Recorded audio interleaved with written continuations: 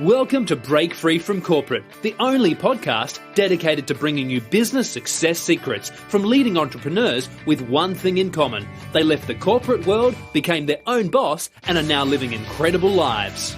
To access previous and all future episodes, visit breakfreefromcorporate.com and subscribe today. Hi everyone, this is Gavin here from breakfreefromcorporate.com, and I'm glad you could join us on this podcast. Now, today I'm really excited to be interviewing a good friend of mine, someone I play squash with on a regular basis. He's also a business owner and runs a very successful photography business that he's been running for several years now. The great thing is he is someone that has come from the corporate world and has a wealth of experience from having transitioned from the corporate world into his own business. And what I'm going to do is introduce you to Richard Furhoff. Richard is someone who's going to be able to share some great tips with us, and I'm really looking forward to it. So I hope you enjoy this podcast. All right, Richard, thank you so much for joining us on this podcast. I'm really grateful you could be here today. Well, you're very welcome. We've known each other now for a little while. We play sport together and we catch up every weekend, a bit informally. But what I wanted to do on this particular podcast is really share your story with our audience. Now, just so you know, our audience comprised of a lot of people that have made a bit of a transition in their mindset. Some are still in their corporate jobs. Some of them have left the corporate world and started their own business, and only just very recently. And a lot of them are kind of in between. And I guess where something like this really helps them is just to give them a perspective of what it's like on the other side, and the fact that you can make a transition like this. And I know, talking to you, that you have come from the corporate world and you have started your own business. And I know it wasn't always easy, but you made a bit of a journey, didn't you? Oh, absolutely. And, the journey is always ongoing. So the journey never ends. There's always challenges. Yeah, that's right. Now, why don't you let our audience know what you used to do? So this is before you started your business, and what you used to do in the corporate world, and then how you ended up where you are today. Okay. Well, there's a bit of a long story. It's sort of like, I'm a photographer, and yeah, right. I've always been a commercial advertising photographer. So not a wedding photographer or an event photographer or a portrait photographer. I always took pictures of things. Okay. So I took pictures of food. I took pictures of products. I took pictures of soup cans, cooked hams, you name it. Right. I'd take pictures of it. And I lived overseas for many years, and I worked as a freelancer there. I was actually overseas in Canada for 17 years. Wow. And I was never really part of the corporate world, but 7 years ago I decided it was time to come back to Australia. Mm-hmm. And when I came back to Australia, I realised, well, I needed a job. Okay. Yeah. And so I was looking for work in a large studio, and some of them exist. And I ended up working for a large studio where we did a lot of photography for some major brands in Australia, like David Jones and Woolworths and Dick Smith and Toys R Us, and those sorts of things. Mm-hmm. So I was, working in a big studio where I was one of about 5 photographers, and day in, day out, we were taking pictures for catalogues for these major Australian brands. Oh, wow. That sounds like a lot of fun. Yeah, a lot of fun, a lot of work. Sure. And the best thing about it was, in that particular job, you never got to do the same thing twice. So that was, it never got dull. You're always changing and always have to think on your feet. And part of being a photographer is being a problem solver for other people. So yes, in that respect, that was good. But, it definitely had its drawbacks too. Yes. And now talk to us about when you were in the corporate world. Was it always fun and adventurous, or were there times when you were thinking, you know what, this is not where I want to be, or I need to be doing something different? Did thoughts like that ever cross your mind? Well, it's interesting. In the corporate world, I never really had I had some opportunity, but not a great deal of opportunity to do the sort of work that I really enjoyed. And that was interesting. I mean, the great thing about the corporate world was, I had the paycheck.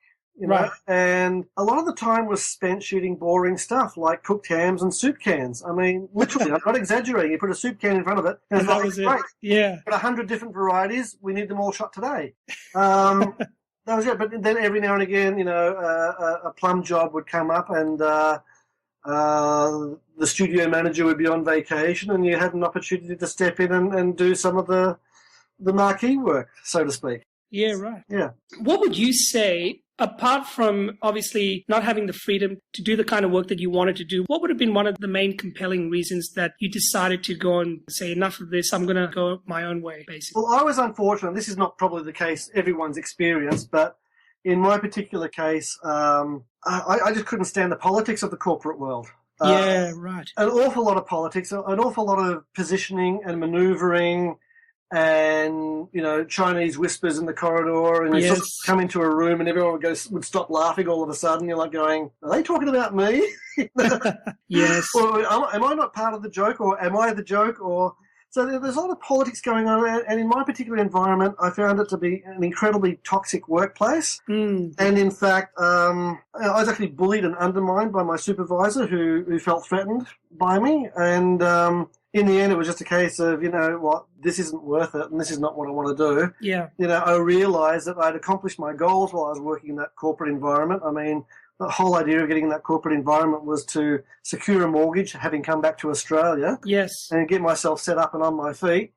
And I did that, and so I was like, it's time to move on. So it was interesting that you decided a few elements that were working against you in your corporate career. Now, I know coming from the corporate world myself, I had many really great times. And then there were some times where I can understand exactly what you mean with the politics and just being confined to situations where you weren't comfortable. And there's not a whole lot you can do about it because it's a lot of it's out of your control. Yeah, and that what you say about being out of your control, it was... I never had any opportunity to create my own opportunities. And it was always a case of the way it was set up where I was working, I was sheltered from dealing directly with the client. So, the client would deal with the corporation and the sales reps and the account managers within the corporation. And then the account managers would, then pass on the message secondhand to me. And I'd try and distill what sort of creative input they wanted from me. So, in that kind of environment, I never got to deal directly with the client, and I found that frustrating in that corporate world. Well, that's one thing I know you don't have to worry about these days because, you deal directly with the client, don't you? Absolutely, all the time, yeah. It's much nicer. You've cut out all the red tape, all the bureaucracy, and all the things that kind of slow most companies down. Yeah, and it becomes about relationships at that point too. You start building trust and relationships, and when you get a reputation for being able to deliver, that's when magic starts to happen. Exactly. Now tell me, Richard, how did you find your niche with cars? Because I noticed that you've got a passion for cars. You've got a very good eye for capturing the beauty of cars on the road and all that sort of. Yeah. How did this come about? Was it something you always liked? Well, no, it's an interesting story and a pretty long story. I mean, way back, maybe 25 years ago, at the very beginning of my career, I left Australia and went to Canada, and I worked as an assistant, and I was a junior assistant at that age, probably only 22 years old. Yep. And one of my first freelance jobs as an assistant was working for a car photographer. Right. And and I learned the ropes about car photography, and this is like right in that Detroit, Toronto area where most of the car photography in North America was happening. So it was a real hotbed for that, and I worked for a couple of the best car photographers in the world, and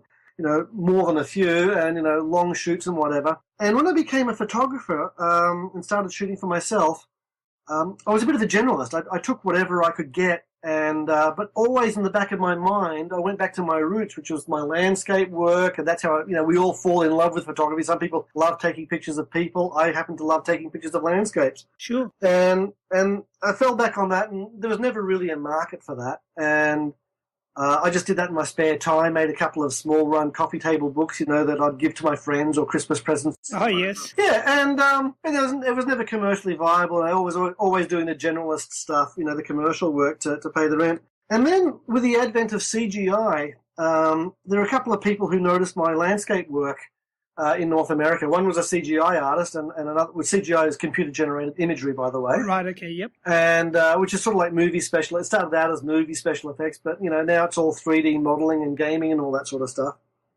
And a CGI artist had noticed my work and wanted to use some of my landscapes to put cars into his shots, into my shots. And at the same time, I was approached by a CGI agency in Detroit who was looking for background images to put cars in, and the cars were all computer generated and whatever. And I thought, this is brilliant. I can actually shoot landscapes now, and all of a sudden there's an opportunity to shoot them creatively viable. And that kind of evolved in that, I learned how to use the software so I could collaborate with CGI artists and tell them, well, you haven't got the lens in the right place for this car. Nice. The lights in the right place for that car. And all the time, I was getting to shoot what I love shooting, which was the landscapes.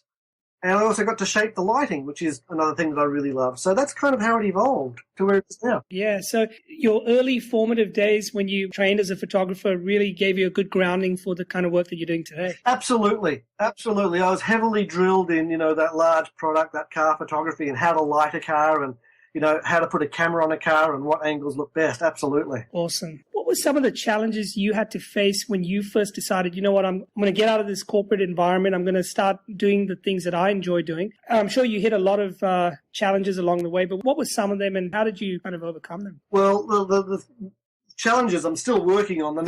Let's not, beat around the bush here. And always the biggest challenge is going to be cash flow. Yeah. I mean, there's going to be that J curve. And I was fortunate enough that I have an ably employed partner, and she got a good job with a good pay packet, and we're able to survive on that. And I actually teach part time as well. Right. That helps keep the cash coming in, and also getting a redundancy payment from my corporate world didn't hurt either. So okay, so I can take that money, and it helps you get through that J curve. Where you're spending more money that's coming in. Yep. And now I'm at the point where the business is evolving, and I'm breaking even. Let's put it that way. Yeah. So I'm not getting rich yet, but I'm certainly breaking even, which is a lot better than it was a year ago. Yes. Certainly putting in more money than was coming in.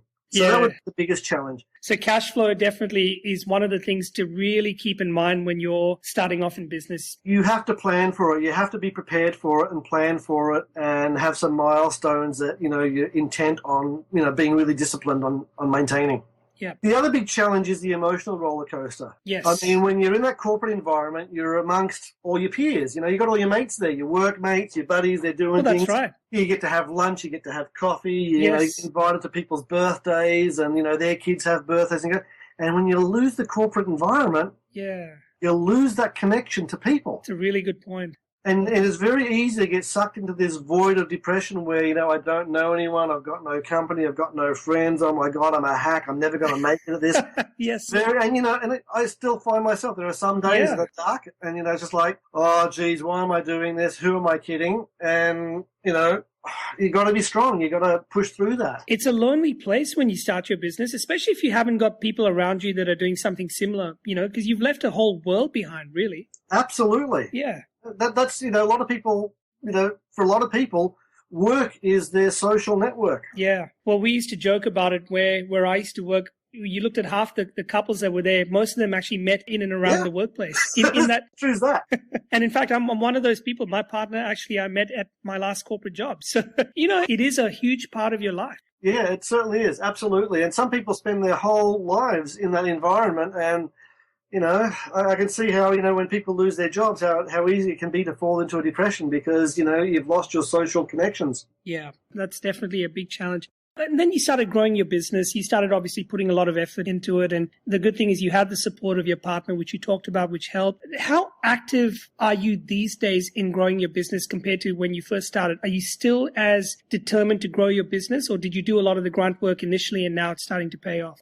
The grunt work never stops. Yeah. In my business, I mean, people think, there's some great infographics on the web about, what people think photographers do and my mother thinks I do and what photographers actually do. Yes. And, but people think as photographers, we're in the studio with these babes in bikinis shooting lingerie shoots and all that sort of stuff. And you mean you don't do that? Some people get to do that, but that's not my experience. Right. My experience is, 90% of the time, I'm a telemarketer. Yeah. I'm on the phone. I mean, I work with other creative people to create marketing materials and distribute those marketing materials either electronically through, a medium like MailChimp or whatever. Yes. I'm always creating lists of people to approach and to pitch.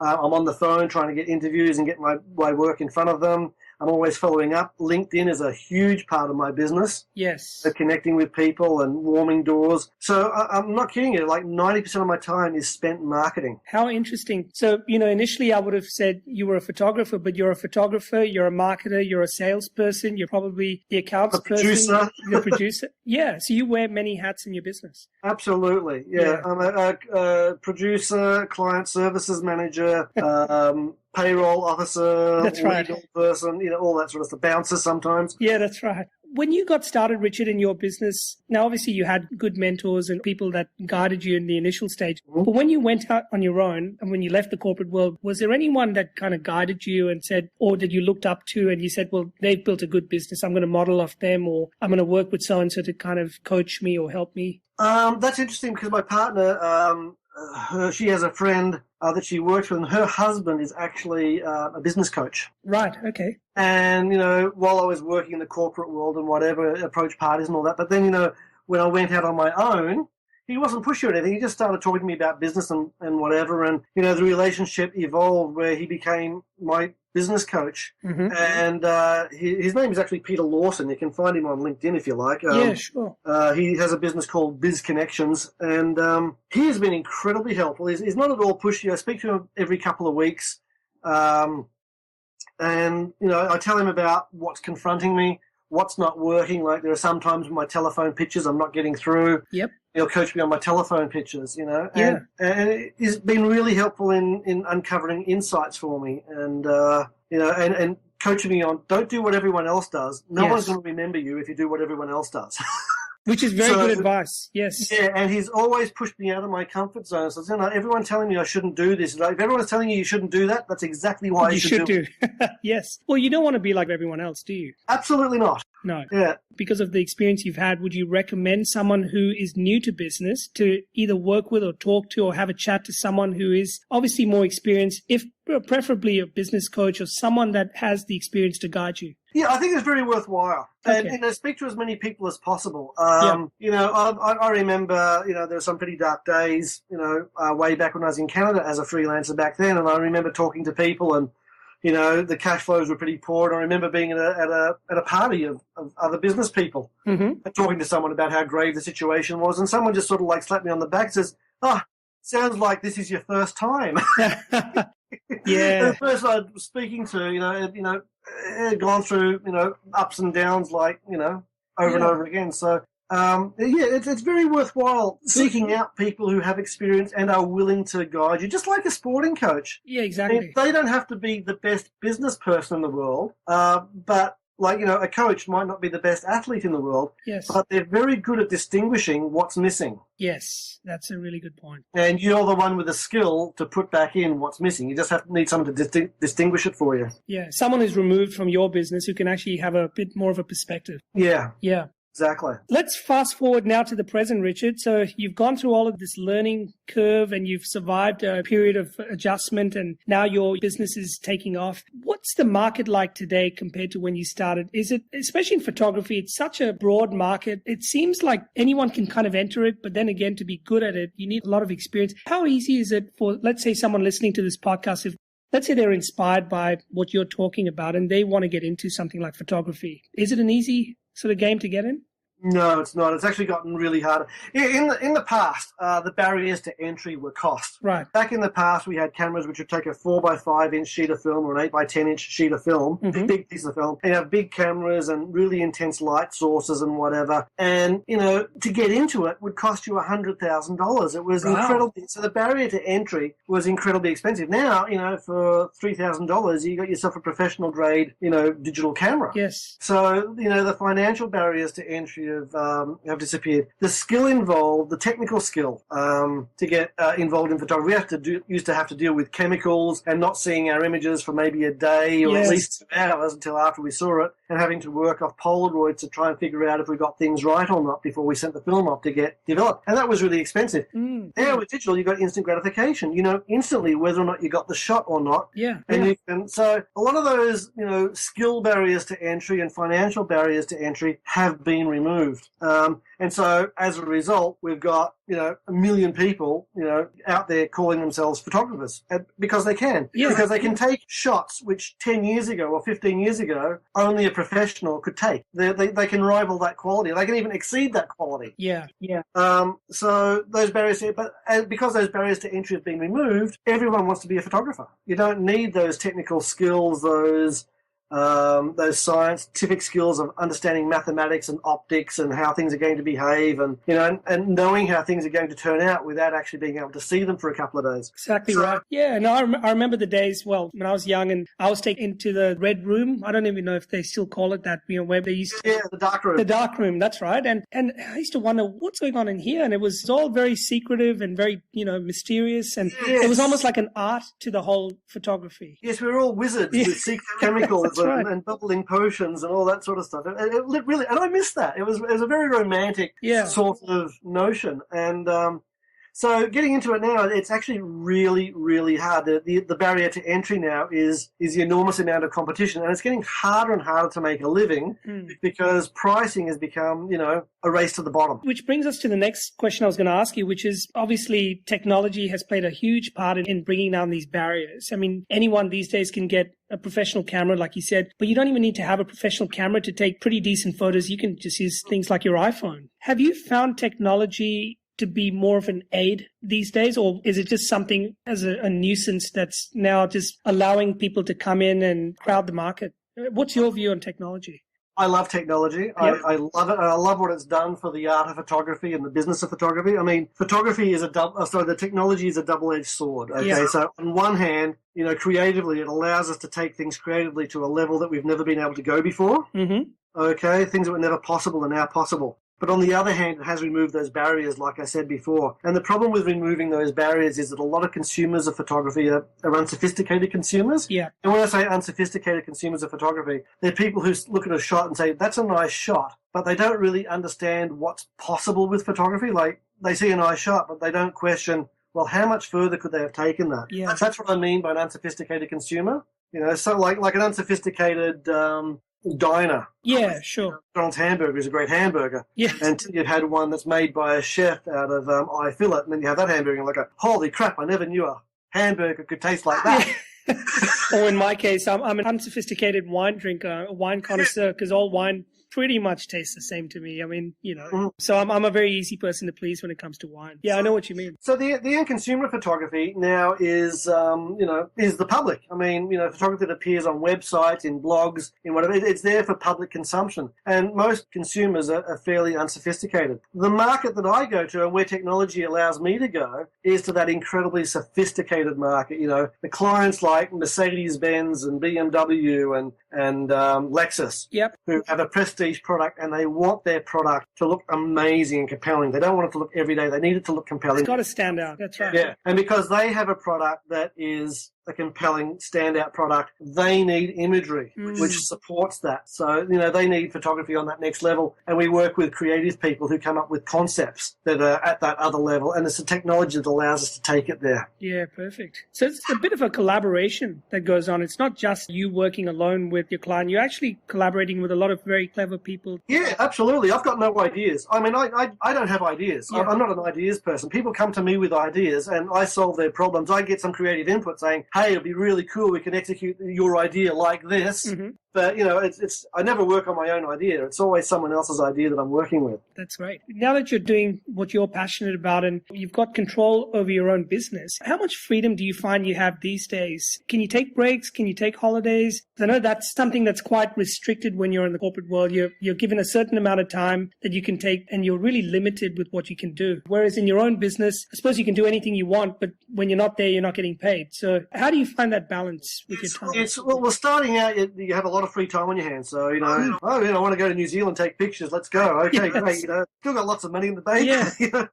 Let's go. Yeah. Starting out, you need a lot of discipline to not run off and do stuff. Right. I'm at a point now where if I've got something coming up or if I've got a trip planned or whatever, I'll tell my clients, look, I'm going to be away during this time. Do you have anything coming down the pipe that I need to be aware of, before I book my plane tickets?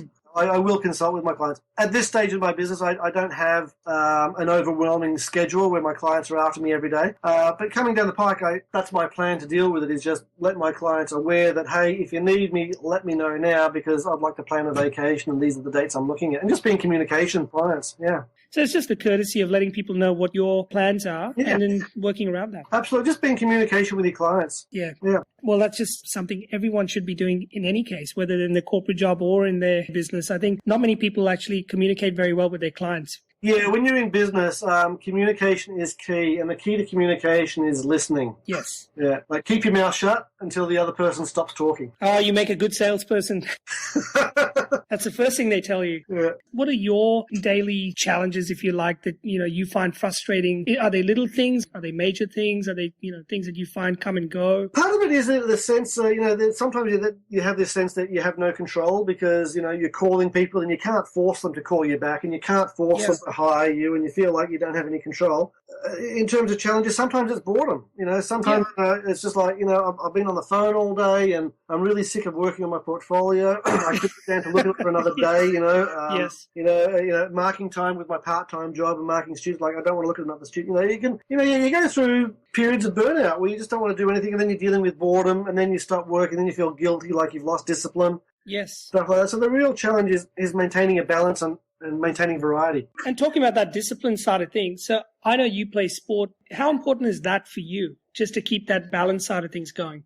It's incredibly important because it can be easy to spend so much time in front of the computer and in front of your desk, and you've got to get up and move and exercise. And the sport is one of my social outlets as well. Yeah, definitely. Okay, so it clears your head, it gets the blood pumping, it helps you sleep at night. I try and get to the gym. I've been a little bit slack about the gym, but if I can get onto the squash court and play 2 or 3 games a week, if I can get to the gym once or twice a week, what I really miss is, the great thing about the corporate world, I used to ride my bicycle to work. Well, I'm at a home office now, so I don't get that level of exercise. So so it's good to get out, even if you just get out for a walk, clear the head. Go out to a coffee shop, make sure the coffee shop's not too close.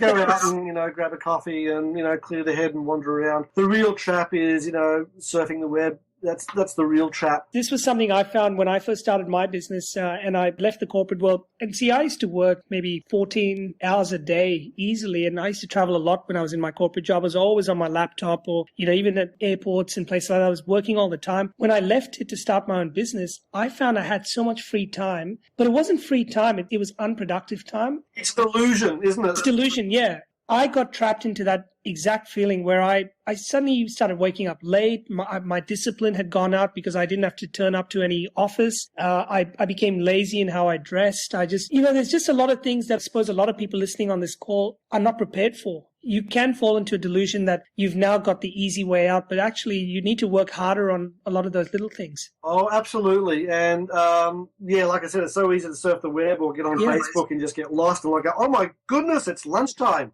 Yes. Where did those first 3 hours of the day go? Yeah, exactly. Yeah.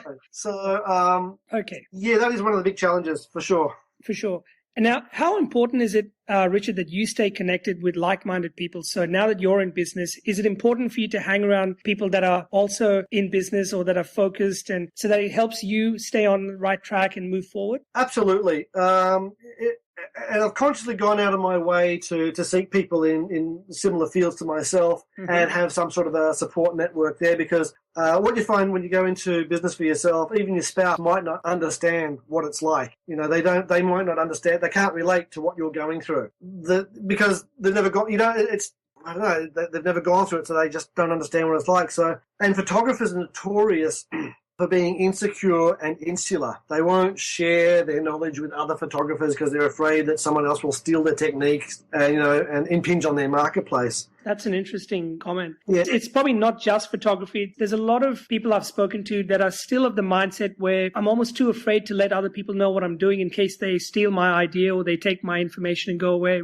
It's not such a good mindset to have. Yeah, no, it's very unhealthy. It's counterproductive, because what ends up there is that you end up becoming very insulated from what's actually happening in your industry. Yeah. And you lose touch. And before you know it, 3 years have gone by and you're 10 years behind everyone else. So you've got to be really careful. I actually liaise with people who would be considered my direct competition. Other people who do CGI cars and backplates and whatever. And I go out and we have coffee and we have lunch, and their strong personalities are saying, look, if you want to steal work from me, good luck to you. I like that attitude. Game on, buddy. And it's like, and we do. We approach the same clients, and he gets some work from the client, and I get other work from the client, and it just turns out that he has a different style to me. I have a different style to him. And, clients are going to choose us based on our personalities or our style or who they want to work with on a particular day. And, he'll call me saying, Richard, I don't know how to do this. Can you show me how to do this? And I'll say, sure, no problem. I'll do that. And there are times when, hey, you're really good at that. Can you show me how to do that? And he'll share that information with me. I have about 4 or 5 other photographers that I can do that with. Yep. And, they're a rare breed.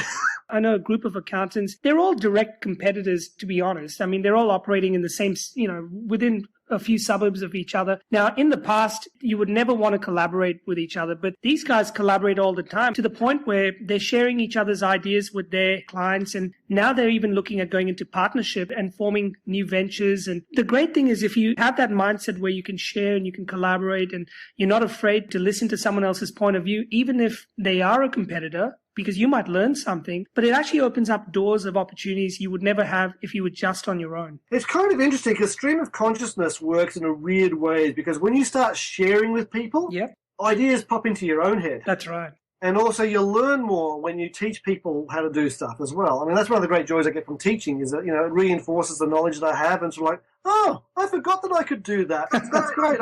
Now that I teach it, I remember that I can do that. Yeah, exactly right. So I'm a big believer in sharing and, you've got to be careful. I mean, there are piranhas and sharks out there and you've got to have a bit of a radar for those piranhas and sharks who will just sort of like suck you for information and then undercut you and whatever. So you've got to be weary. But, I've reached a point in my life now where I just trust my gut instincts and it's very rarely proved me wrong. Yeah, so that's really good advice. Trust your gut instinct. And for the most part, I think people will always do the right thing. And if you put out the right intentions, you'll attract the right group of people to work with or collaborate with. Yeah, and then people only get to burn you once. That's right. And so really, if you get burned once, it's not really going to do a lot of long-term damage. No. And you're going to learn something from it too. Exactly. Now, Richard, let's get into another section of this podcast, which I call rapid response. Now, the way it works is I've got a few questions I'm going to ask you, and you don't have a lot of time to think about it. Just yell out the first thing that comes to your mind. I'm just really interested in for you to share your responses. I think this will give our audience a little bit of a glimpse into how you think on the fly as well. So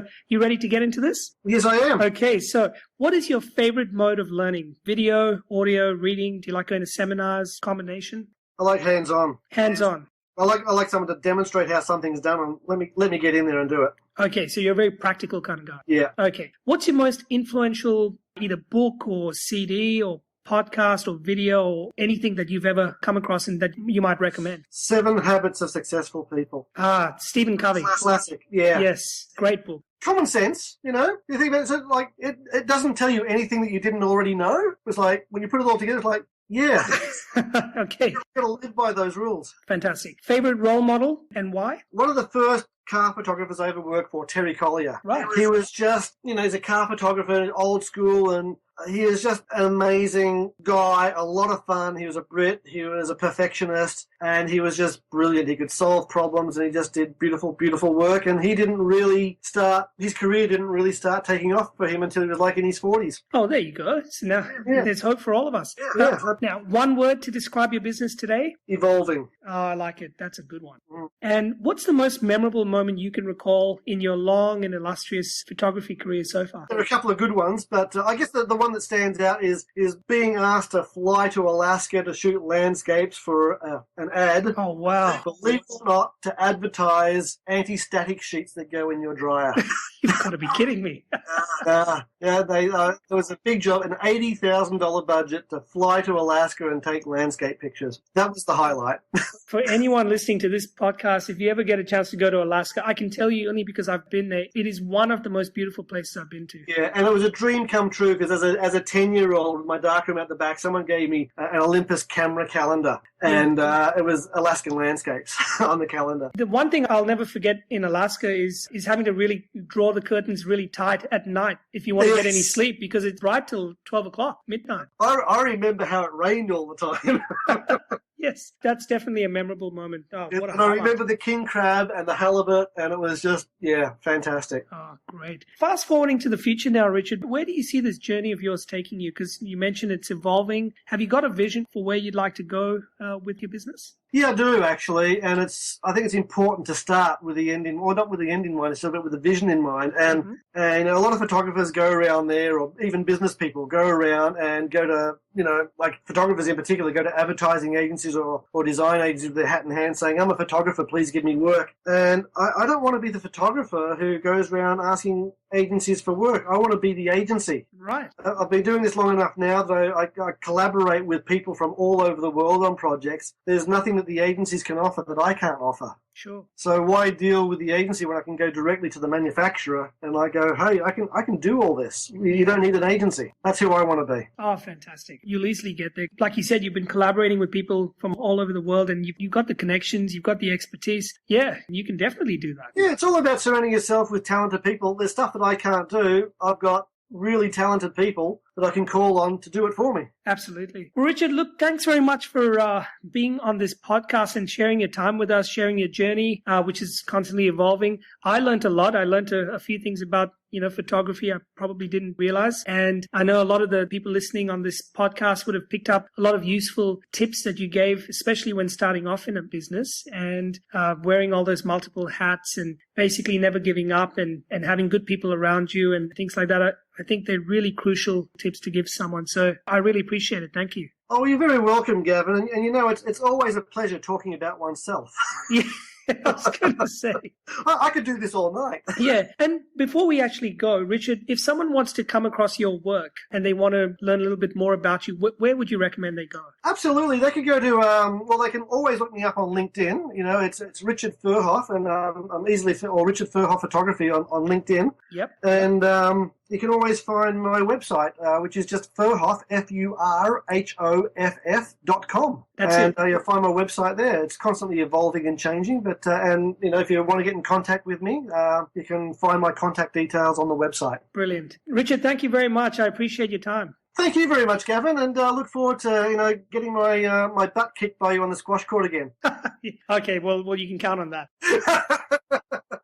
If you like this podcast and would like to understand a little bit more about what was just discussed, then you're in luck. Simply head over to breakfreefromcorporate.com and we have a fantastic bonus gift waiting for you to download. All we ask in return is that you leave us a review on iTunes and or Stitcher, whichever you use. And lastly, help us share this podcast around with your friends, your colleagues through Facebook, Twitter, Google+, or LinkedIn. We truly appreciate all your support and we look forward to seeing you on the next episode. Thank you for listening to this podcast episode of Break Free from Corporate. Once again, to access previous and all future episodes, visit breakfreefromcorporate.com and subscribe today.